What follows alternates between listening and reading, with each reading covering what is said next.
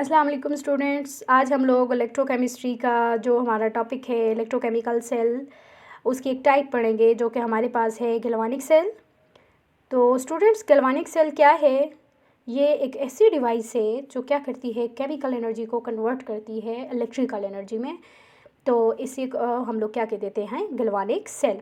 अब इसे galvanic cell क्यों कहते हैं? क्योंकि ये एक जो दो साइंटिस्ट थे, ल्यूजी गैल्वानी और अलेजेंड्रो वोल्टा, ये इनके नाम पे है इसे, इनका, क्योंकि उन्होंने सबसे पहले इसे बनाया था। इसी वजह से इनका नाम क्या बन गया, पड़ गया गैल्वानिक सेल या फिर वोल्टिक सेल। इसी का जो दूसरा नाम है, इसी को ही हम लोग वोल्टिक सेल भी कह देते हैं। ठीक है। तो असल में स्टूडेंट्स, इसमें होता क्या है कि इसमें स्पॉन्टेनियस केमिकल रिएक्शंस होते हैं। और स्पॉन्टेनियस वर्ड हम तब इस्तेमाल करते हैं कि जो ऐसे रिएक्शन जो खुद ब खुद हों, हम उन्हें एनर्जी ना दें। जैसे पानी ऊंचाई से नीचे आता है तो आप उसे कोई भी एनर्जी नहीं देते, वो खुद ब खुद आता है। तो ऐसे ही अमल को, ऐसे ही रिएक्शंस को हम लोग कह देते हैं स्पॉन्टेनियस। तो इसमें भी स्पॉन्टेनियस केमिकल रिएक्शंस होते हैं। और केमिकल रिएक्शंस कौन से होते हैं? रिडॉक्स रिएक्शंस होते हैं। और रिडॉक्स रिएक्शन कौन से रिएक्शंस होते हैं? जिनमें ऑक्सीडेशन भी हो और रिडक्शन भी हो रही हो साइमल्टेनियसली। एक ही रिएक्शन में रिडक्शन भी हो रही हो, ऑक्सीडेशन भी हो रही हो। मतलब कि ऑक्सीडेशन हम लोग कहते हैं लॉस ऑफ इलेक्ट्रॉन, और रिडक्शन हम लोग कहते हैं गेन ऑफ इलेक्ट्रॉन। तो जहाँ पे लॉस और गेन ऑफ इलेक्ट्रॉन हो रहा हो, ऐसे रिएक्शंस को हम लोग कहते हैं रिडॉक्स रिएक्शन, और एक साथ एक ही रिएक्शन में हो रहा हो। ठीक है।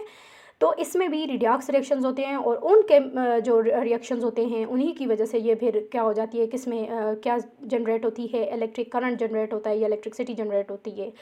तो इसकी जो बेस्ट एग्जांपल है वो है डैनियल सेल। तो डैनियल सेल जो कि एक इन्वेंट किया था, इसे जॉन फ्रेडरिक डैनियल ने, जो कि एक ब्रिटिश केमिस्ट था, इसने 1836 में इसे इन्वेंट किया था। तो स्टूडेंट्स, हम लोग इससे गैल्वानिक सेल को समझेंगे कि इसमें होता क्या है। और सबसे पहले हम तो ये बताएं कि हम इसे क्यों पढ़ते हैं, इतना अहम क्यों है। क्योंकि ये जो बैटरीज जो कि ऑटोमोबाइल में, कैलकुलेटर्स में, टायर्स, ये जो लाइट बल्ब हैं, वो सारे के सारे इसी के प्रिंसिपल पे वर्क करती हैं। गैल्वानिक सेल्स ही होते हैं, इस वजह से हम इसे स्टडी करते हैं। ठीक है। तो चलें हम लोग इसका देखते हैं कि किस तरह की इसकी वर्किंग है, तो उसको देखते हैं। अब स्टूडेंट्स, इसकी वर्किंग की तरफ जब आप आएँ तो इसको देखें कि क्या होता है। ये हमारे पास क्या है, ये हमारे पास एक गैल्वानिक सेल है, डैनियल सेल है। इसमें क्या किया गया है कि इसमें दो कंटेनर ले लिए गए हैं। एक जो कंटेनर है उसमें जिंक सल्फेट का सोल्यूशन लिया गया है, और zinc sulphate as an electrolyte लिया गया है। और दूसरे जो कंटेनर है उसमें जिंक कॉपर सल्फेट का सोल्यूशन ले लिया गया है। जो जिंक सल्फेट का सोल्यूशन है इसमें जिंक रॉड को डिप कर दिया गया है, जबकि जो कॉपर सल्फेट का सोल्यूशन है इसमें कॉपर के रॉड को डिप कर दिया गया है।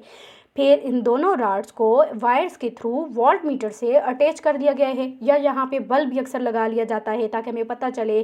क्योंकि अगर इलेक्ट्रिक करंट बनेगा, ज़ाहिर है करंट फ्लो करेगा तो वो बल्ब जलेगा, ग्लो करेगा। ठीक है। तो वोल्ट मीटर को भी लगा दिया जाता है या बल्ब को भी लगा दिया जाता है इसके पाथ में। तो अब इसको क्या किया जाता है कि ये जो रॉड हैं इन दोनों को, और जो सोल्यूशन जो लिए लगे जाते हैं वो 1 मोलर सोल्यूशन दोनों का बनाया गया है। जिंक सल्फेट का भी और इसी तरह कॉपर सल्फेट का भी 1 मोलर सोल्यूशन ले लिया गया है। अब आप देखें कि इसके जो सेंटर है, इधर इधर ये जो है, इसमें एक साल्ट ब्रिज ले लिया गया है। ये साल्ट ब्रिज क्या है? ये एक यू शेप ट्यूब आपको नज़र आ रही होगी। ये जो यू शेप ट्यूब है, इसका क्या काम है कि इसमें ये दोनों जो सोल्यूशन होते हैं इनमें क्या करती है, इलेक्ट्रिकल कंटेक्ट करवाती है। इसका नाम होता है साल्ट ब्रिज। इस साल्ट ब्रिज, ये जो ग्लास की बनी हुई ट्यूब होती है, इसे इन्वर्ट करके और इसके जो एंड्स होते हैं और इसके सेंटर में क्या कर दिया जाता है, इसमें कोई भी साल्ट का सोल्यूशन भर दिया जाता है। इलेक्ट्रोलाइट कोई भी लेके उसका पेस्ट बना के इसके अंदर रख दिया जाता है। और वो मोस्टली जो है किस किस के बने होते हैं, copper, potassium sulphate, sodium sulphate, या पोटाशियम क्लोराइड, या इस तरह से हम लोग कोई भी अमोनियम हाइड्रोक्साइड, इस तरह का हम लोग कोई भी उनका इलेक्ट्रोलाइट लेके उसका पेस्ट बना के और उसे इसके सेंटर में रख देते हैं साल्ट ब्रिज के अंदर। अब ये जो साल्ट ब्रिज है ये फिर क्या करता है कि ये इन दोनों जो सॉल्यूशंस होते हैं, जो दोनों कंटेनर हैं, इनमें जो सॉल्यूशन है इनके दरमियान इलेक्ट्रिकल कांटेक्ट करता है, दोनों सॉल्यूशंस को मिक्स होने से बचाता है। और तीसरा इसका जो फ़ायदा है वो ये है कि दोनों सॉल्यूशंस में जो हाफ सेल्स हैं इनमें इलेक्ट्रिकली इनको न्यूट्रलिटी को जो है वो कायम रखता है। कैसे कायम रखता है ये अभी हम लोग देखेंगे आगे जब हम लोग इसकी वर्किंग देखेंगे। ठीक है। तो जब हम इसकी वर्किंग की तरफ आते हैं तो देखें क्या होता है असल में इसमें कैसे केमिकल रिएक्शन से जो है इलेक्ट्रिकल करंट प्रोड्यूस होता है। तो असल में क्या होता है बच्चों के, हमारे पास ये वाला जो कंटेनर है इसमें आप देखो, इसे हमने एनोड जिंक जो इलेक्ट्रोड है इसे हमने एनोड कह दिया है, और जो कैथोड जो कॉपर का इलेक्ट्रोड है इसे हम लोगों ने कैथोड कह दिया गया है। अब आपको पता है कि एनोड पे हमेशा से ऑक्सीडेशन होती है और कैथोड पे हमेशा से रिडक्शन होती है। और ऑक्सीडेशन हम लोग किसे कहते हैं, ऑक्सीडेशन हम लोग कहते हैं ये जो हमारे पास ये वाला जो एनोड है इसे हम लोग कह रहे हैं, तो ये इसमें इधर ऑक्सीडेशन होगी, और ये वाला जो हमारे पास रॉड है इस पर क्या हो जाएगी, रिडक्शन हो जाएगी।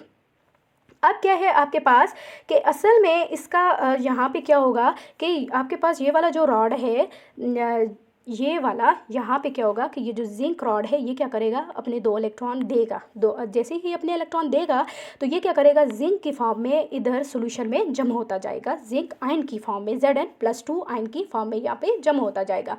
फिर क्या होगा कि ये वाले जो हैं आयन्स 2 इलेक्ट्रॉन जो हैं यहाँ से मूव करते हुए इधर आ जाएंगे, ठीक है, इस रॉड पे आएंगे, और जैसे ही ये इस रॉड पे आएंगे तो यहाँ पे ये वाला जो रॉड है आपके पास, ये वाला रॉड जो कॉपर इलेक्ट्रोड है इसके ऊपर आके जमा होंगे। और क्योंकि ये इस कॉपर सल्फेट के सोल्यूशन में डिप है और सोल्यूशन में जो कॉपर सल्फेट है वो आयन्स की फॉर्म में मौजूद है, तो यहाँ से क्या करेगा, ये जो कॉपर आयन है ये इन इलेक्ट्रॉन को ले लेंगे और इन इलेक्ट्रॉन को लेके कॉपर की फॉर्म में इस इलेक्ट्रोड के ऊपर जमा हो जाएंगे, ठीक है। तो इस तरह से क्या होगा कि इस यहाँ से जिंक क्या करता रहेगा, अपने 2 इलेक्ट्रॉन देता जाएगा और जिंक की फॉर्म में सोल्यूशन के अंदर जमा होता जाएगा, और क्या होता जाएगा कि जो आपके पास इलेक्ट्रॉन है वो मूव करते जाएंगे और दूसरे इलेक्ट्रोड के ऊपर जो कि कॉपर इलेक्ट्रोड है इसके ऊपर जमा होते जाएंगे, और वहाँ से जो कॉपर के ये जो कॉपर सोल्यूशन के में जो Cr+2 आयन है ये क्या करेंगे, ये इन 2 इलेक्ट्रॉन को लेके और कॉपर की फॉर्म में कॉपर इलेक्ट्रोड के ऊपर जमा होते जाएंगे। अब इस अमल का हमें कैसे पता चल रहा है कि जो जिंक का है वो आयन की फॉर्म में आ रहा है, वो इलेक्ट्रॉन दे रहा है, और जो कॉपर है वो इलेक्ट्रॉन ले रहा है, इस चीज़ का कैसे पता चलता है, इसका हमें इस तरह से पता चलता है कि ये जो आपके पास ये जो कॉपर का इलेक्ट्रोड है ना ये बढ़ता जाता है, इसका साइज़ बढ़ जाता है, और ये जो जिंक का इलेक्ट्रोड है इसका साइज़ कम होता जाता है। क्यों? क्योंकि ये आयोनाइज होता जाता है, और कॉपर क्योंकि इसके ऊपर और कॉपर जमा होता जा रहा है तो इसका साइज़ बढ़ता जाता है। इस तरह हमें पता चलता है कि जो कॉपर है वो क्या इसके ऊपर कॉपर जो है वो डिपॉजिट हो रहा है, कॉपर इसके ऊपर जमा होता जा रहा है, और जहाँ से जो जिंक है वो आयन की फॉर्म में सोल्यूशन में जाता जा रहा है, ठीक है। अब क्या होता है स्टूडेंट्स के एक वक्त ऐसा आता है कि ये जो जिंक के आयन्स हैं यहाँ सोल्यूशन में ज़्यादा हो जाते हैं, ठीक है। तो यहाँ पे इधर सोल्यूशन में क्या होता है कि ये जो जिंक के आयन्स हैं ये पॉजिटिव आयन हैं ये ज़्यादा होते जाते हैं, और जो सल्फेट के आयन हैं ये वाले ये क्या होते जाते हैं, कम होते जाते हैं। और यहाँ पे क्या होता है, यहाँ पे कॉपर आयन क्योंकि कॉपर की फॉर्म में यहाँ जमा होते जाते हैं तो ये कम होते जाते हैं, और ये जो सल्फेट के आयन हैं ये ज़्यादा होते जाते हैं। अब जब ऐसा होगा तो इलेक्ट्रॉन का फ्लो जो है वो रुक जाता है, इलेक्ट्रॉन का फ्लो रुकेगा तो क्या हो, क्योंकि जब यहाँ पे पॉजिटिव आयन जो इस कंटेनर में जहाँ पे कॉपर सल्फेट का सोल्यूशन है तो यहाँ पे कॉपर आयन क्योंकि कम होंगे तो नेगेटिव आयन ज़्यादा है, तो जब नेगेटिव आयन ज़्यादा होंगे तो जो न्यू इलेक्ट्रॉन आएगा ये उसे रिपेल कर देंगे।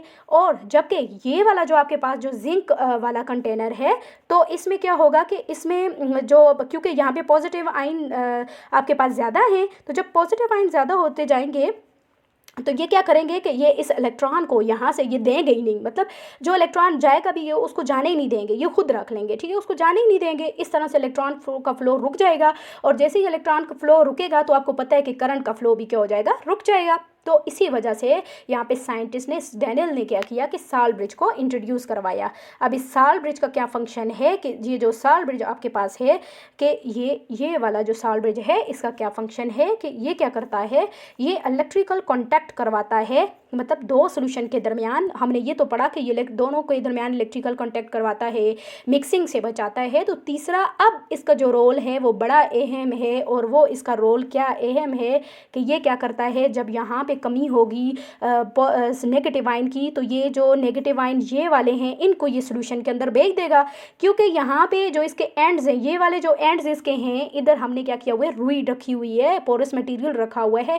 इस वजह से ये क्या करेंगे कि जब सोल्यूशन में नेगेटिव आयन की कमी होगी तो नेगेटिव आयन को भेज देगा, और जब इस सोल्यूशन में पॉजिटिव आयन की कमी होगी तो Na+ आयन जो भी इसके अंदर जो N आयन आपने रखा हुआ होगा, यहाँ पे सोडियम सल्फेट को रखा गया है, तो ये क्या करेगा Na+ आयन को सोल्यूशन में भेज के तो दोनों पॉजिटिव नेगेटिव साइन यहाँ पे बराबर हो जाएंगे, इक्वल हो जाएंगे। इस तरह से इलेक्ट्रॉन का फ्लो रुकेगा भी नहीं। तो क्या होगा, इसी तरह से ये क्या करता है कि जहाँ जिस भी कंटेनर में आयंस की कमी होती है तो उनको दे देता है, और इस तरह से इलेक्ट्रॉन का फ्लो जो है वो रुकता नहीं है। तो तभी हमने कहा कि ये क्या करता है, दोनों हाफ सेल में इलेक्ट्रिकल न्यूट्रलिटी कायम रखता है। ठीक है, क्योंकि दोनों सॉल्यूशंस में जो आपके पास आयंस हैं दोनों को क्या कर लेता है, उनको न्यूट्रल रखता है, मतलब बराबर बराबर बैलेंस कर देता है, दोनों आयंस को बैलेंस कर देता है। ठीक है, तो क्योंकि अगर बैलेंस नहीं होंगे तो फिर जैसे हमने कहा कि क्या होगा कि इलेक्ट्रॉन का फ्लो यहाँ से रुक जाएगा। जब इलेक्ट्रॉन का फ्लो ही रुकेगा तो फिर यहाँ से जो करंट है वो भी फ्लो नहीं करेगा। ठीक है, तो करंट भी फ्लो नहीं करेगा, करंट का बनने का अमल भी क्या हो जाएगा, रुक जाएगा। तो इस वजह से साल ब्रिज को इंट्रोड्यूस करवाया गया। ठीक है, तो आपने देखा कि क्या हुआ कि इस साल ब्रिज जो है ये बड़ा ही क्या है, इम्पोर्टेंस है। तो इस तरह से जो है केमिकल एनर्जी, और ये तब तक ये काम होता रहता है जब तक ये जिंक जो ये कॉपर आयन है सॉल्यूशन में से यहाँ से वो ख़त्म नहीं हो जाते, और यहाँ से जो जिंक जब तक इसकी कैपेसिटी है इलेक्ट्रॉन देने की तब तक इलेक्ट्रॉन ये देता रहेगा। और उसके बाद क्या करेगा, यहाँ से जब कॉपर आयन जब तक ख़त्म नहीं होंगे, कि मतलब इलेक्ट्रॉन देने वाला एक लेने वाला है और एक देने वाला है, तो नहीं हो तब तक ये जो सॉल्यूशन में देने और लेने वाला अमल है तब तक होता रहेगा। ये रिएक्शन जो हैं होते रहेंगे, इलेक्ट्रिकल करंट जनरेट होता रहेगा। ठीक है, तो ये जो है दोनों जो सेल हैं ये मिलके एक सेल बनाते हैं। इसको भी हाफ सेल कह देते हैं, इसको भी हाफ सेल कह देते हैं।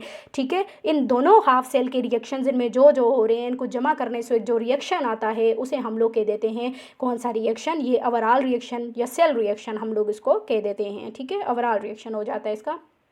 ठीक है, तो ये तो थी इसकी कंस्ट्रक्शन। अब हम लोग साथ में देख लेते हैं कि इसके अंदर रिएक्शन कौन कौन से होते हैं।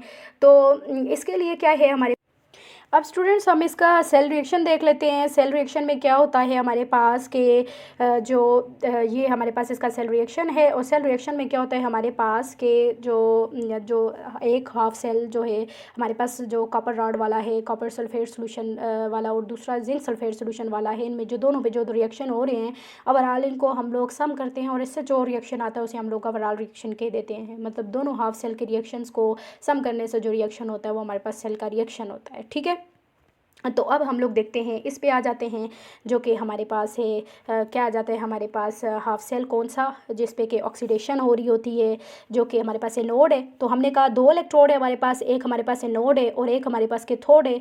और एनोड कौन सा होता है, एनोड हमारे पास वो वाला रॉड है जहाँ पे कि ऑक्सीडेशन हो रही होती है, और ऑक्सीडेशन हम लोग कहते हैं लॉस ऑफ इलेक्ट्रॉन। तो वहाँ से हमने क्या पढ़ा था कि जिंक इलेक्ट्रोड क्या करता है, वो जिंक आयन में कन्वर्ट हो जाता है और अपने 2 इलेक्ट्रॉन दे देता है।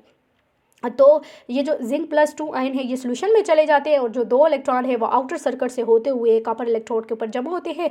तो वहाँ पे एक सॉल्यूशन में क्योंकि कॉपर +2 आयन मौजूद होते हैं, वो क्या करते हैं कि वो इन्हीं 2 इलेक्ट्रॉन्स को लेके तो वो किस में कन्वर्ट हो जाते हैं, वो कॉपर में कन्वर्ट हो जाते हैं। ठीक है, कॉपर इलेक्ट्रोड के ऊपर जमा हो जाते हैं।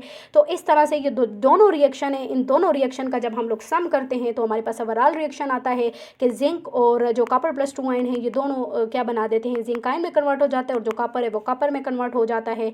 इस तरह से क्या होता है हमारे पास कि जो केमिकल एनर्जी है वो होती रहती है, लॉस ऑफ इलेक्ट्रॉन होता है, गेन ऑफ इलेक्ट्रॉन होता है, और इस तरह से जो है वो केमिकल एनर्जी में कन्वर्ट होता जाता है, इलेक्ट्रिसिटी जो है हमारे पास वो बनती जाती है। ठीक है, तो ये जो आपके पास है वर्किंग, हम लोगों ने कहा कि क्यों इंपॉर्टेंट है, शुरू में हम लोगों ने ही इसको देखा था कि ये इतना क्यों है। मैं तो ये देख लें क्योंकि जो बैटरीज हैं जो कि ऑटोमोबाइल्स गाड़ियों में, कैलकुलेटर, टाइल्स, जो लाइट बल्ब्स हैं वो इसी प्रिंसिपल पे वर्क करते हैं कि ऑक्सीडेशन होती है, रिडक्शन हो रही होती है, और ये जो केमिकल रिएक्शंस होते हैं इन्हीं की बदौलत जो है वो इलेक्ट्रिक करंट बनता रहता है। ठीक है, इलेक्ट्रॉन का फ्लो होता है तो करंट का फ्लो भी होता है, लेकिन किस साइड से होता है, अपोजिट डायरेक्शन से होता है। तो आज जो है हम लोगों ने पढ़ा गैल्वेनिक सेल पढ़ा। तो ये जो गैल्वेनिक सेल है इसमें इसकी जो टाइप डेनियल सेल देखी, तो अब इसके बाद जो नेक्स्ट वीडियो है इसमें हम लोग इलेक्ट्रोलाइटिक सेल को भी देखेंगे। ठीक है, तो आप प्लीज़ चैनल को जो है सब्सक्राइब करें, वीडियो को लाइक करें। Thank you.